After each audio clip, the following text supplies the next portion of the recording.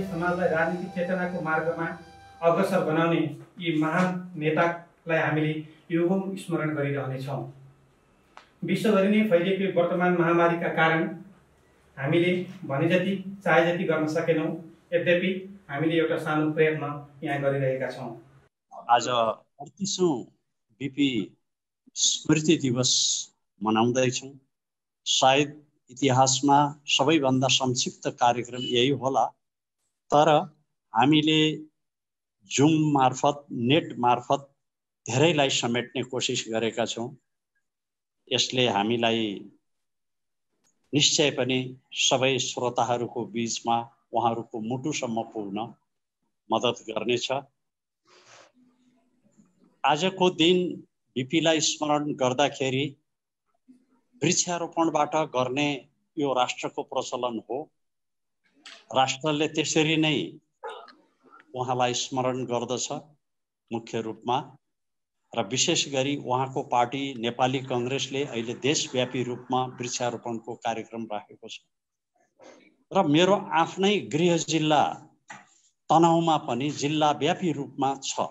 तर म यो ट्रस्टको महासचिवको हैसियतले यहाँ उपस्थित हुनु मेरो नैतिक बाध्यताले म यहाँ छु। र यहाँ हुँदाखेरिमा मैले पनि धेरै समय अघिबाट मेरो श्रीमतीले आफैले बीपी स्मृति दिवसका रूपमा रोप्ने भनेर तयार पारेको, आफैले व्यक्तिगत नर्सरीबाट तयार पारेको अम्बा बेलौतीको रुख आज बिहान मैले रोपेर मात्रै म यहाँ आएको छु।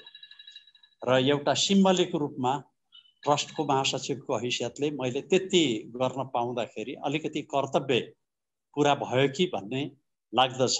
जबकि महान कर्तव्यहरू त अगाडि छँदैछन् उहाँलाई स्मरण गर्ने। यो संक्षिप्त प्रोग्राममा मैले बीपीको व्यक्तित्वबारे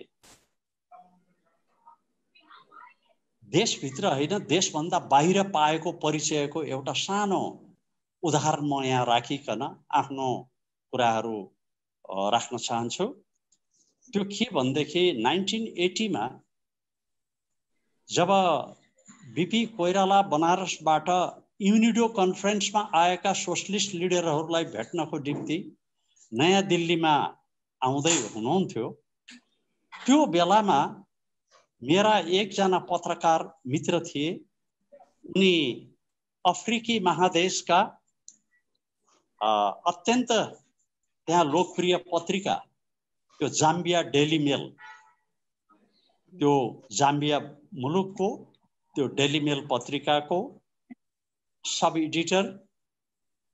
उहाँ बडो इच्छुक बीपीलाई भेट्ने उहाँको पहिलेदेखिको कामना थियो।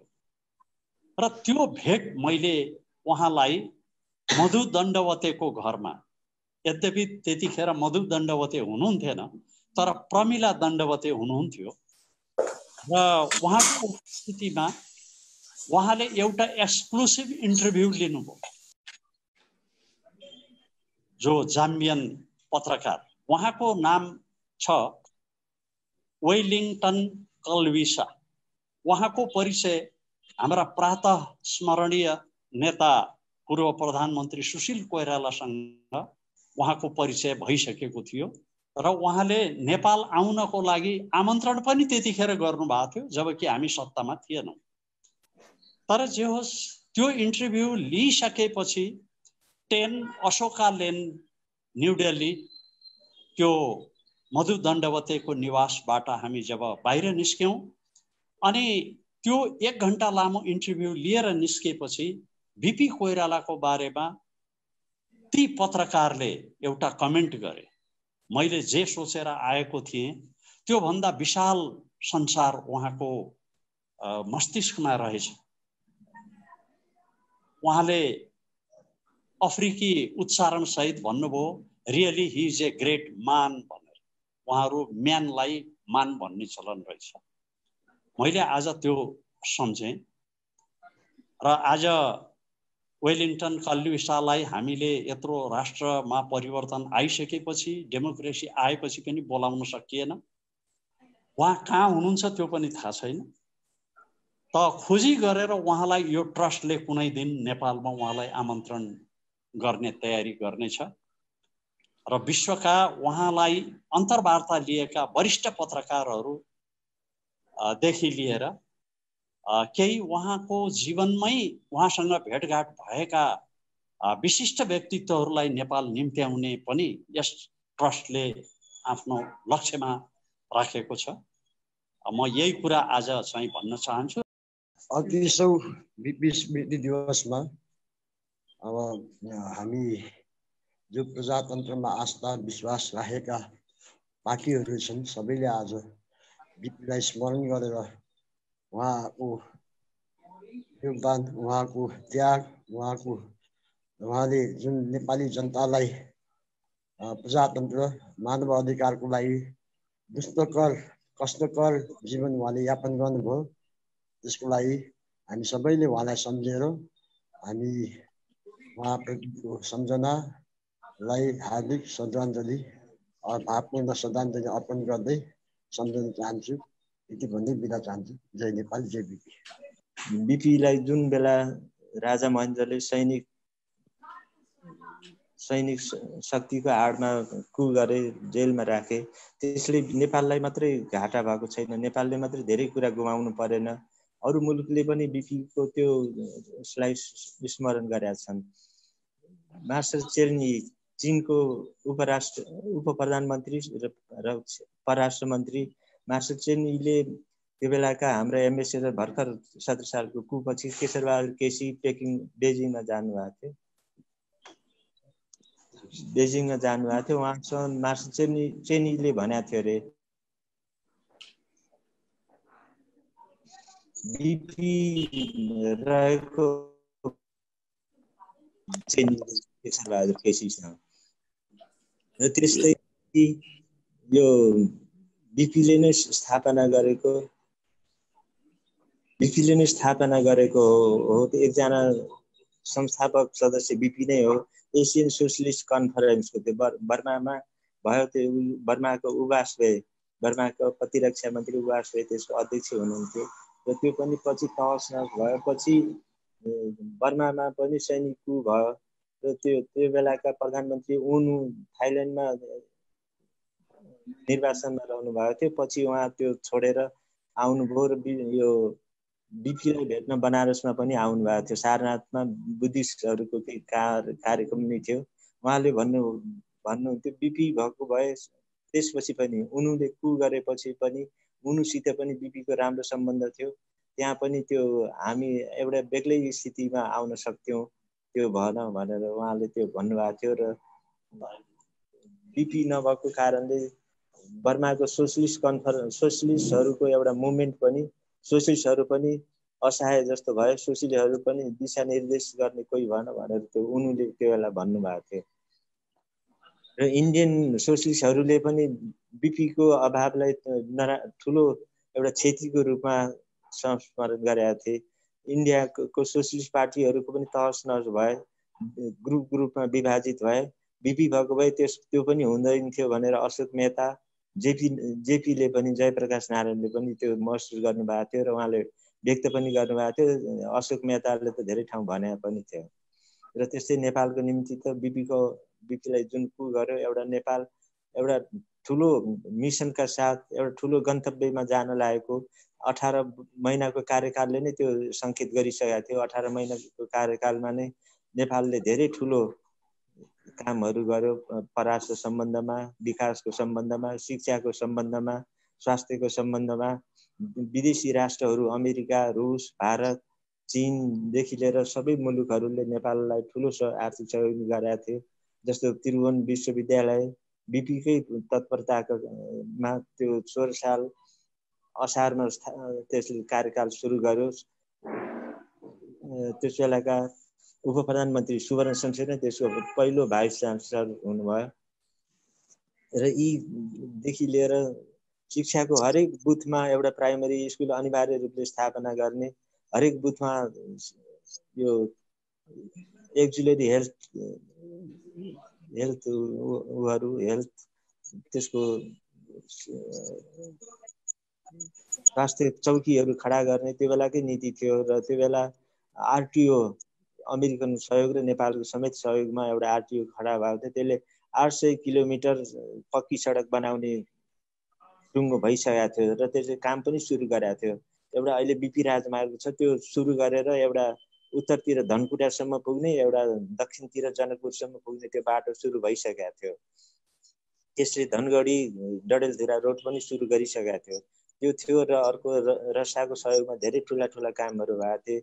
जनकपुर चुरोट कारखाना, चिनी कारखाना, अरू कृषि औजार कारखाना र यहाँको यो कान्ति हस्पिटल नै उद्घाटन गरेको हो। 16 सालको त्यो क्रान्ति दिवसको दिन कार्तिक 26 गते त्यो क्रान्ति दिवसलाई देशको निर्माण र विकासको रूपमा लिएर त्यो उद्घाटन गर्ने, शिलान्यास गर्ने त्यो कार्यक्रम थियो र हेटौँडा रोपेको अमेरिकन सहयोगमा बिपीले नै उद्घाटन गरेका थियो। अरू ठुला ठुला सिँचाइ आयोजनाहरू यो पूर्व पश्चिम राजमार्गको त्यो बेला सर्वे भइसकेको थियो र रसाले सहयोग गर्ने त्यो बेला टुङ्गो भएको थियो। तर यी सबै कुराहरू हेर्दा एउटा देशलाई ठुलो एउटा प्रजातन्त्रलाई मात्र आघात पुगिरहेन, देशको विकास निर्माणलाई अरू ठुलो ठुलो कामलाई पनि त्यो 17 साल पुस 1 गतेले ठुलो घाटा पुर्यायो।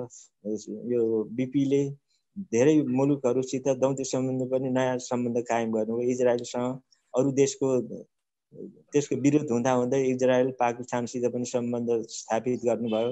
यहाँ चाइनाको आवासीय राजदूतावास खडा गर्ने, अमेरिकाको आवासीय राजदूत खडा गर्नेदेखि लिएर रसियाको समेत धेरै कुराहरू यहाँ भयो। त्यो बेला एउटा 18 महिनाको शासनकालमा हेर्दा धेरै धेरै ठुलो कामहरू भएको थियो। यसपछि परराष्ट्र विज्ञ डाक्टर दिनेश भट्टराई। सर्वप्रथम यो 38औं जयन्ती बिपी जयन्तीको अवसरमा म महान आत्माप्रति हार्दिक श्रद्धासुमन अर्पण गर्न चाहन्छु। मे 27 देखि डिसेम्बर 15 सम्म हो उहाँ। त्यति बेला 18 महिना, लगभग 18 महिनामा उहाँले 17वटा नयाँ मुलुकसँग नेपालको दौत्य सम्बन्ध कायम गरेर नेपालको एउटा स्वतन्त्र अस्तित्व र चाहिँ अन्तर्राष्ट्रिय प्रतिष्ठालाई विश्व रङ्गमञ्चमा चाहिँ जसरी प्रस्तुत गर्नुभयो, त्यो समयमा त्यो फेरि बिपी प्रधानमन्त्री हुँदाको समय चाहिँ सजिलो समय थिएन। त्यति बेलै दलाई लामा भागेर हिँड्दै थिए, अनि त्यसपछि भारत र चीनको बिचमा चाहिँ तनाव पनि उस्तै थियो। अनि चाहिँ यस्तै दक्षिण एसियामा अरू चाहिँ भू राजनीतिक घटनाक्रमहरू छिटो छिटो बढिरहेथे। उता दुईटा महाशक्तिको बिचमा पनि त्यस्तै तनाव बढिरहेको थियो। त्यही तनावले लगेर 1962मा त्यो अब क्युबन मिसाइल क्राइसिस भनेर हामीले चाहिँ पढिरहेका हुन्छौँ। त्यसैले त्यस्तो अप्ठ्यारो बेलामा पनि बिपीले जुन दूरदर्शिता देखाउनु भयो त्यो साह्रै रिमार्केबल छ, त्यो साह्रै ऐतिहासिक छ। अब अघि भनिसक्नु भएको छ, इजरायलसँगको दौत्य सम्बन्ध कायम जुन गर्नुभयो त्यति बेला 1960मा, भारतले 30 वर्षपछि गएर 1991मा पिभी नरसिंह राव हुँदाखेरि मात्रै चाहिँ दौत्य सम्बन्ध कायम गरेको भने अहिले एसियाका सबै राष्ट्रहरू, हामी त्यति बेला पहिलो थियौँ भने एसियाका राष्ट्रहरू अहिले सबैले सम्बन्ध राखेका छन् र इजरायलसँग चाहिँ भनौँ न सुरक्षा सम्बन्ध, आर्थिक सम्बन्ध, राजनीतिक सम्बन्ध राख्नको लागि, बढाउनको लागि सबै लालयित छन्। त्यसैले त्यो बिपीको दूरदर्शिता, अघि भन्नुभयो चीनको जुन यहाँ एम्बेसी राजदूतावास स्थापना गर्ने निर्णय, बिपीको चीन भ्रमणताका जारी गरिएको त्यो संयुक्त वक्तव्यमा चाहिँ उल्लेख छ, त्यति बेला गरे निर्णय। अनि कस्ता अप्ठ्यारा चाहिँ समस्याहरू पनि बिपीले उच्च नेतृत्वसँग चाहिँ वार्ता गरेर तिनीहरूलाई बडा चाहिँ मैत्रीपूर्ण ढङ्गले चाहिँ समाधान गर्ने उहाँको त्यो स्किलफुलनेस, त्यो उहाँको चाहिँ जुन कुटनीति हो त्यो अहिले बडा खट्किएको देखिन्छ। हिजो मात्रै एउटा लेख पढ्दै थिएँ, 1962 मा जुन अहिले हाम्रो पुरा परराष्ट्र नीति अहिले कालापानीमा अल्झेको छ। कालापानी, लिम्पियाधुरा र चाहिँ लिपुलेखमा त्यो दुईजना विश्लेषकहरूले के लेख्छन् भने बीपी 1962 मा सम्म प्रधानमन्त्री भइराख्नु भएको भएदेखि नेहरूले त्यहाँ आफ्ना भारतीय सेनाहरू पठाउनको लागि 2 पटक होइन 3-4 पटक चाहिँ विचार गर्नु पर्थ्यो होला। उनले त्यो आँट गर्दैन थियो होला। एउटा त्यो नेतृत्वको विश्वसनीयता, नेतृत्वको गरिमा, नेतृत्वको त्यो नैतिक धरातल पनि चाहिँ बडा ठुलो कुरो हुँदो रहेछ। बीपीले त्यो क्रेडिबिलिटी, त्यो कन्सिस्टेन्सी, अनि त्यसपछि चाहिँ यो जुन प्रेस्टिज हो अब देशको, अनि जुन मोरल ग्राउन्ड हो, त्यसलाई चाहिँ त्यो सबैको सम्मिश्रण थियो उहाँमा चाहिँ। त्योभन्दा त अझ अरू कति थिए भनौँ न। त्यसले गर्दाखेरि ती विश्लेषकहरूको चाहिँ भनाइ ठिकै लाग्यो। अनि त्यति बेलाका शासकले ल केही समयको लागि मलाई अप्ठ्यारो छ भनेर दिएको कारणले अथवा एउटा गलत डिसिजन गर्दाखेरि अहिले मुलुकलाई बडा अप्ठ्यारो मोड मात्रै होइन, यसलाई राम्रोसँग चाहिँ सम्बोधन गर्न नसक्दाखेरि अहिले हाम्रो मुलुक एउटा खतरनाक मोडमा पनि पुगेको छ। देशको अस्तित्व, देशको स्वतन्त्रता मा पनि चाहिँ अब के हुने हो भन्ने किसिमका चाहिँ शङ्का क्वेसनहरू उठ्न थालेका छन्। त्यसैले बीपीले त्यस्तो अप्ठ्यारो समयमा पनि भारतसँग उत्तिकै नजिकको सम्बन्ध, अनि चीनसँग चाहिँ त्यस्तो बेलामा सगरमाथाको जुन समस्या थियो, त्यसको ओनरसिप थियो, त्यसको स्वामित्व थियो, यस्तै किसिमले यो अन्तर्राष्ट्रिय रङ्गमञ्चमा अब संयुक्त राष्ट्रसङ्घमा एकैपटक जानुभएको 1960 मा, अथवा संयुक्त राष्ट्रसङ्घको 15औं महाधिवेशनलाई चाहिँ जुन सम्बोधन गर्नुभयो, त्यो सम्बोधन अहिले पनि उत्तिकै चाहिँ सान्दर्भिक छ, उत्तिकै सान्दर्भिक पाइन्छ। उहाँले अहिले चाहिँ जुन विश्वमा सबैतिर यो ग्लोबलाइजेसनले आर्थिक असमानता बढाएको छ, आर्थिक असमानताको बारेमा उहाँले भन्नुभएको रहेछ। इकोनोमिक इनइक्वालिटीले गर्दाखेरि राष्ट्रको बिचमा त फ्रिक्सन ल्याएकै छ र राष्ट्रभित्र पनि ल्याएको छ। त्यसैले राष्ट्रभित्रको चाहिँ समस्यालाई हामीले सम्बोधन गर्न समयमा सकेनौँ भनेदेखि यसले राष्ट्र बिचमा पनि यसले तनाव बढाउँछ। त्यो कुरा गर्नुभएको थियो। त्यो कुरा अहिले ठ्याक्कै चाहिँ यो जुन आर्थिक असमानता छ, त्यो बढ्दो आर्थिक असमानता, त्यसले त्यो बीपीको भनाइ उत्तिकै सान्दर्भिक अहिले देखिन्छ। त्यसैले सामाजिक क्षेत्रमा होस्, आर्थिक क्षेत्रमा होस्, राजनीतिक क्षेत्रमा होस्, बीपीका विचारहरू, अब विकासको कुरामा होस्, यो बीपीका विचारहरू आज उत्तिकै सान्दर्भिक छन्। श्रद्धेय बीपी कोइरालाप्रति आफ्नो अगाध आस्था र श्रद्धा व्यक्त गर्न अनलाइन मार्फत जोडिनु भएका सबैलाई मैले स्वागतको क्रम जारी राखेको छु। सबै अनलाइनमा आइरहनु भएको छ र चाहिँ यसपछि ट्रस्टका उपाध्यक्ष आदरणीय बलदेव शर्मा मजगयाँ यतिखेर सिङ्गापुरमा हुनुहुन्छ। उहाँ सिङ्गापुरबाट जोडिनु भएको छ। भौगोलिक रूपमा टाढा भए पनि उहाँले निरन्तर ट्रस्टलाई यो गतिविधि गर्नलाई प्रेरणा दिइरहनु भएको छ। मैले यसपछि सिङ्गापुर जोडिन अनुरोध गर्छु। बीपी कोइराला यस्तो एउटा व्यक्तित्व हो जसलाई उहाँको अवसान पछि पनि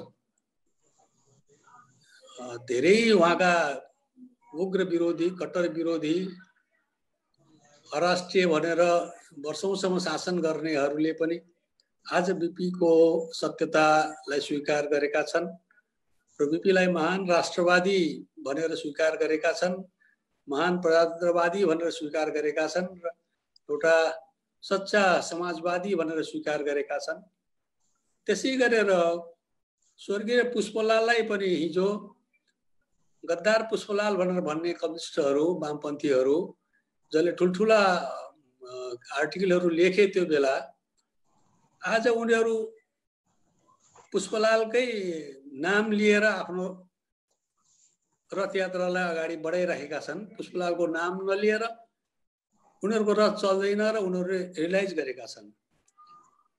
त सत्य कुरा के रहेछ भनेदेखि कि ठुला मान्छेहरू बिपी कोइराला, पुष्पलालदेखि लिएर जति पनि संसारमा हामीले महान मान्छे भनेर चिन्छौँ, उनीहरूको सोचाइ, उनीहरूको बुझाइको विरुद्धमा धेरै मान्छे लाग्दो रहेछन् र धेरै बुझेर पनि आफ्नो स्वार्थको लागि विरुद्धमा लाग्दो रहेछन् र धेरै नबुझेर पनि विरुद्धमा लाग्दो रहेछन्। र एउटा कसरी के हुँदो रहेछ भनेदेखि उहाँको मृत्यु पश्चात पनि उहाँहरू भौतिक रूपमा हामी बिचमा हुनुहुन्न, तर उहाँहरूले दिएका विचारहरू चाहिँ समय सन्दर्भमा कसरी चाहिँ के भनेदेखि प्रत्यक्ष हुँदो रहेछन् भनेदेखि मान्छेहरूले उहाँको चाहिँ के भनेदेखि विगतमा आएर मूल्याङ्कन गर्ने र महानता दर्शाउने परिस्थिति हुँदो रहेछ। त्यसो भएको हुनाले बिपी कोइरालाको महानता, पुष्पलालको महानता आज चाहिँ के भने नेपालमा चाहिँ के अरे देखिएको छ। त्यो के भनेदेखि चाहिँ हिजो चाहिँ त्यो रिलेसन थिएन, आज त्यो रिलेसन छ। र म चाहिँ आजको यो अवसरमा धेरै लामो कुरा नबोलेर हामीहरूले अहिले पनि के छ, चाहे वामपन्थीहरू हुन् चाहे नेपाली काङ्ग्रेसका मान्छेहरू हुन्, यो भजाउने बिपीको नामलाई भजाउने, 4 दिन 5 दिन गुणगान गर्ने, त्यसपछि फेरि बिपीका विचारहरूको विरुद्धमा चाहिँ आफ्नो अभियान चलाउने, बिपीको चरित्रको विरुद्धमा आफ्ना अभियानहरू चलाउने जुन हामीहरू काम गर्छौँ त्यसलाई बन्द गरौँ र वास्तवमा बिपी कोइरालाको चाहिँ जे सिद्धान्त थियो त्यो सिद्धान्त अनुसार हामीले कसरी लिएर जान सक्छौँ भन्ने कुरातिर हामीले चाहिँ के छ भने सोध्नुपर्ने आवश्यक छ। त्यो बेला बनासमा बस्ने या काङ्ग्रेस विचार र कम्युनिस्ट विचार बिचमा कति आत्मीयता थियो भन्ने कुराको त्यसले अवश्य पनि चाहिँ बोध दिनेछ।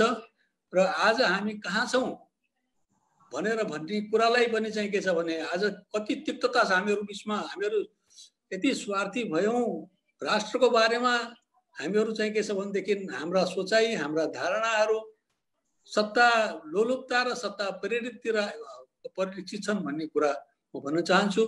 र मैले यो दुईटा कुराहरू, दुईटा कविताको 2 लाइन म सुनाउँछु।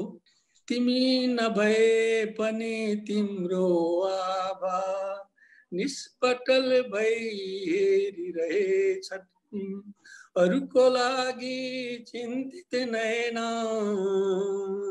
अरूको लागि चिन्तित नैना, बाट अझै आँसु बहेछन्, बाट अझै आँसु बहेछन्। धन्यवाद। जय नेपाल। आभार व्यक्त गर्छौँ। यसपछि ट्रस्टकारका सदस्य श्रीमती किरण यादवज्यूलाई आफ्नो 2 शब्दमा आफ्नो स्मृति स्मरण गरिदिनु हुन अनुरोध गर्दछु। धेरै कुराहरूको व्यवस्थापन गर्न सकिराखेको थिएनौँ। धेरै मुद्दाहरू थिए जसमा समानुपातिक समावेशीका कुराहरू थिए हैन, हरेक जात वर्गका कुराहरू थिए, हरेक भेगका कुराहरू थिए, जुन कुरालाई विश्वेश्वर प्रसाद कोइरालाले, महामानव विश्वेश्वर प्रसाद कोइरालाले नलेखिकन आफ्नो उहाँको जो विचारहरू छ त्यो विचारहरूमा कहीँ पनि समानुपातिक समावेशीको कुराहरू उल्लेख गर्नुभएको थिएन। तर उहाँले कसरी सम्बोधन गर्नुभएको थियो त्यो कुरालाई, यो कुरा वास्तवमा मनन योग्य छ। र यो कुरा कसरी व्यवस्थापन गर्दै हुनुहुन्थ्यो उहाँले, समानुपातिक समावेशी कुराहरू गर्नु भएन उहाँले मुखबाट, तर व्यवहारमा कसरी देखाउनु भएको थियो उहाँले। उहाँको हरेक समयको कुराहरू गर्दाखेरि उहाँले गरेको कामहरूलाई हामीले निहाल्दाखेरि आदरणीय पुरुषोत्तम दाई र के अरे बलदेव दाई 2 जना त लेख्ने मध्ये पर्नुहुन्छ। उहाँहरू साहित्यमा पनि रुचि भएको मान्छेहरू र पुरुषोत्तम दाईले किताब नै लेख्नु भएको छ, नेपाली काङ्ग्रेसको इतिहासको प्रारूप भनेर। र त्यो पढ्दै गर्दा पनि धेरै कुराहरू हामी जस्ता पुस्तालाई, यो पुस्तालाई चाहिँ हामीले धेरै कुराहरू ग्रहण गर्ने गर्छौँ।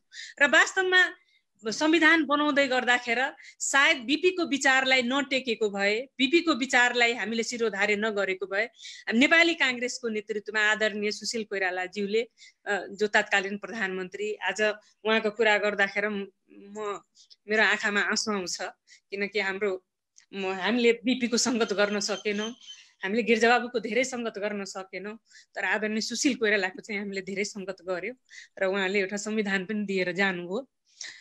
र त्यति बेला आदरणीय पुरुषोत्तम दाई, बलदेव दाई, रामचन्द्र दाईहरू सबैजना हामी थियौँ। दिनेश सर सल्लाहकार भएर बस्नु भएको थियो।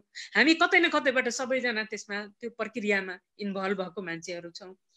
र वास्तवमा अहिलेको अवस्थामा नेपालको जुन अहिलेको परिस्थिति छ, एकातिर वामपन्थीहरू मिलेर एक ठाउँमा मिलेको अवस्था र सरकार बनाएको अवस्था छ। अब भनौँ न सरकारकै नेतृत्व गरिराखेको छ र उहाँहरू कतै न कतै आज बलदेव दाईले धेरै पुष्पलालजीको बारेमा भन्नुभयो, तर सायद मलाई लाग्छ विगतको जुन कुराहरू छ, हाम्रो नेताहरूले जुन एउटा आफ्नो विचार प्रस्तुत गर्नु भएको छ, विश्वेश्वर प्रसाद कोइरालाले हाम्रो नेपाली काङ्ग्रेसलाई दिनुभएको जुन आफ्नो के अरे हामीलाई एउटा फिलोसफी छ भनौँ न, विचारधारा छ, त्यो विचारधारामा टेकेर हामीले काम गरेनौँ भने नेपाली काङ्ग्रेस हामी कहीँ पनि पुग्दैनौँ जस्तो लाग्छ।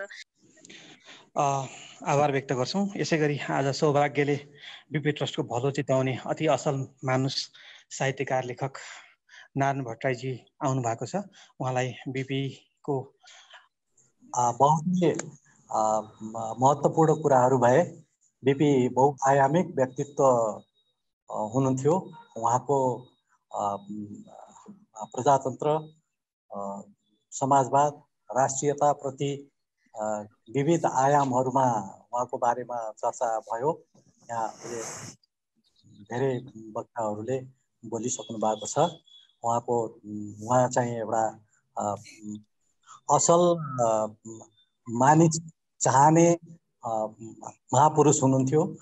उहाँको बारेमा अरू कुराहरू भन्दा पनि उहाँले समावेशीको कुराहरू गर्नुभयो। अहिले कुराहरू उठे नलेखिकन उहाँले व्यवहारबाट कसरी प्रस्तुत गर्नुभएको थियो भन्ने कुराको एउटा दृष्टान्त मलाई 2037 सालको उहाँ तौली हवाको यो सङ्ग्रहको सभालाई सम्बोधन गर्दा उहाँले भन्नुभएको थियो, हाम्रो भावी प्रधानमन्त्री परशुनारायण चौधरीजी हुनुहुन्छ भनेर एउटा थारू समुदायबाट आफ्नो भावी प्रधानमन्त्री घोषणा गर्नुभएको थियो। त्यसको धेरै अर्थ छ र त्यस्तै किसिमले उहाँले कहिले पनि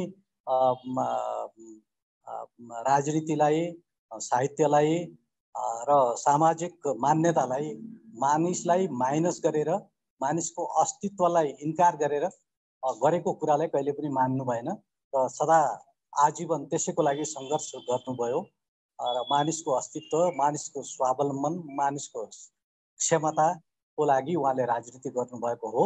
र अहिले को स्थितिमा हेर्दाखेरि त यो आवरण मात्रै छ, भाव नभएको आवरण मात्रै छ। उहाँलाई सम्झिने, उहाँप्रति सच्चा चाहिँ श्रद्धाञ्जली अर्पण गर्ने हो भने भावसहितको राजनीति गरौँ। त्यो भयो भने उहाँप्रति सच्चा श्रद्धाञ्जली हुन्छ भन्ने मलाई लाग्छ। विश्वेश्वर प्रसाद कोइरालाको व्यक्तित्वको बारेमा अघि हाम्रो डाक्टर दिनेश भट्टराई सरले भन्नुभएको जस्तै एउटा यस्तो व्यक्तित्व, यति धेरै आयाम भएको, यति धेरै चाहिँ फैलावट भएको विचारको दृष्टिले, उहाँको योगदानको दृष्टिले जीवन अवधि त धेरै होइन, उहाँको 68 वर्ष बाँच्नु भएको हो जम्मा। 68 वर्षको जीवनलाई त्यति लामो जीवन त भन्नु मिल्दैन, तर त्यो छोटै जीवनमा पनि उहाँले जति पनि कामहरू गर्नुभयो, जति पनि एउटा चाहिँ आफू मात्रै होइन, आफू सँगसँगै अरूलाई पनि देशको लागि, जनताको लागि, नागरिकको प्रजातान्त्रिक हक अधिकारको लागि जसरी उहाँले उठाउनु भयो, जुन उचाइसम्म उठाउन सक्नुभयो र उहाँले चाहिँ थोरै समय मात्रै सत्ताको बागडोर उहाँको हातमा परेको हो र त्यो पिरियडमा पनि उहाँले कति धेरै कामहरू गर्नुभयो भन्ने विषयमा यहाँ अहिले डाक्टर भट्टराईले र हाम्रो पुरुषोत्तम दाईले अनि रामचन्द्र दाईले पनि व्यक्त गरिसक्नु भयो। त्यो कुरा सुन्दा पनि हामीलाई लाभान्वित हुन्छ। बिपी विषयको स्मृति बारे बोल्ने भनेर राजेनजीले भन्नुभयो। मेरो कति दुर्भाग्य, मैले चाहिँ उहाँलाई जीवनमा प्रत्यक्ष रूपमा त देख्न पाएको होइन। मैले उहाँलाई त पहिला उहाँलाई भेटेको त मैले उहाँको साहित्यको माध्यमबाट हो र उहाँको साहित्यको माध्यमबाट उहाँलाई भेट्दाखेरि यति नजिकसँग भेटिएछ कि भौतिक शरीर भनेको त के थियो र त्यो क्षणभङ्गुर कुरा उहाँलाई मैले प्रत्यक्ष भेटेको भए पनि नभेटेको भए पनि के नै अर्थ हुन्थ्यो र अहिले त कोही अघि कोही पछि जानुपर्ने हो, त्यो त कुनै अर्थ होइन त्यसको।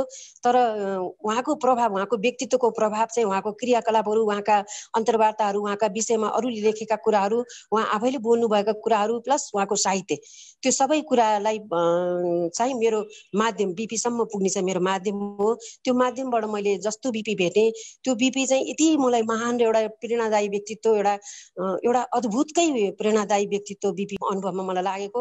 अहिले भर्खर किरण यादवजीले पनि भन्नुभयो राजनीतिमा बिपी एउटा धारको हुनुहुन्थ्यो भने अर्को धार अर्को उचाइमा उठिरहेको चलिरहेको अवस्था थियो। तर आजसम्म पनि त्यो बेलादेखि आजसम्म पनि बिपीको नाम नलिकन कुनै पनि धारका राजनीतिज्ञहरूले आफ्नो कुरालाई पुष्टि गर्न सक्ने हैसियत आफूसँग नराख्ने अवस्था छ अहिले। उहाँले किरण यादवजीले भन्नुभएको कुरा पनि असाध्यै स्पर्शी कुरा उहाँले भन्नुभयो, उहाँको आफ्नै अनुभव उहाँले सुनाउनुभयो। त्यो संसदभित्र चाहिँ बिपीलाई नाम नलिकन कुनै पनि नेताले आफ्नो कुरालाई चाहिँ त्यो बलियो छ मेरो कुरा भन्ने पार्नलाई बिपीको नामको आड चाहिने उनीहरूलाई, त्यो खालको व्यक्तित्व भने जस्तो एउटा अनौठो अद्भुत व्यक्तित्व, त्यो कारणले भनेको मैले। र उहाँको बारेमा जति बोल्दा पनि अघि डाक्टर दिनेश भट्टराईज्यूले भन्नुभएको जस्तो जति बोल्दा पनि कम हुन्छ। तर जति नबोल्दा पनि बिपीलाई एकचोटि बुझिसकेपछि आफ्नो बुझाइ हो।